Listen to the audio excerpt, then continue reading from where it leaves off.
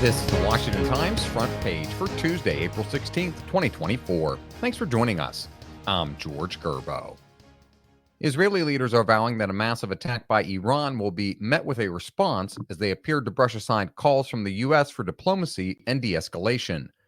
Ben Wolfgang reports Israeli military officials used strong words after Iranian authorities issued a statement saying any Israeli aggression would be met with a response 10 times harsher than the drone and missile attack.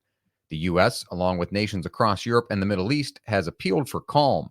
Secretary of State Antony Blinken said Monday that diplomacy is the right path.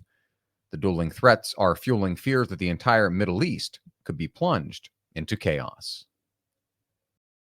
A New York judge has started screening prospective jurors to select a 12-member panel that will decide whether former President Trump is convicted of a felony in his hush money trial.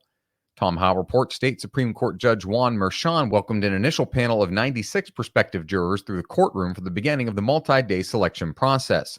Prosecutors allege that Trump paid $130,000 in hush money to adult film actress Stormy Daniels to cover up an alleged sexual encounter from nearly 2 decades ago. Trump is the first former U.S. president to be tried in criminal court. The trial is expected to last at least 6 to 8 weeks.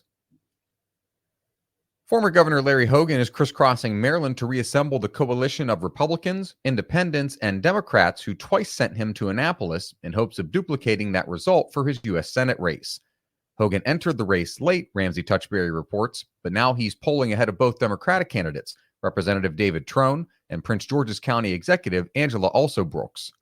Hogan remains one of the most popular politicians in the Old Line state, and was more popular with Democrats than Republicans when he left office after the end of his second term in 2023. Maryland hasn't sent a Republican to the U.S. Senate since 1980. More guns are now trafficked to criminals through online social media marketplaces than at gun shows or flea markets, according to new Justice Department data. After looking at more than 8,000 gun trafficking cases from 2017 through 2021, Stephen Dinan reports DOJ researchers found the most common source was a private person-to-person sale that didn't go through a background check.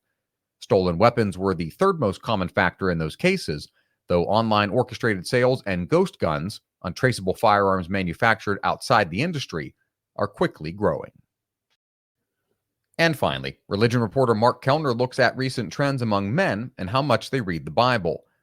An American Bible Society survey found that 59% of men say they are disengaged from reading the Bible, and only 15% say they are actively engaged with it. Find all today's front page stories at WashingtonTimes.com/front page or on the Washington Times app, and find us wherever you get your podcasts. You can also find us on social media at Wash Times for breaking news, sports, commentary, and more. For the Washington Times, I'm George Gerbo.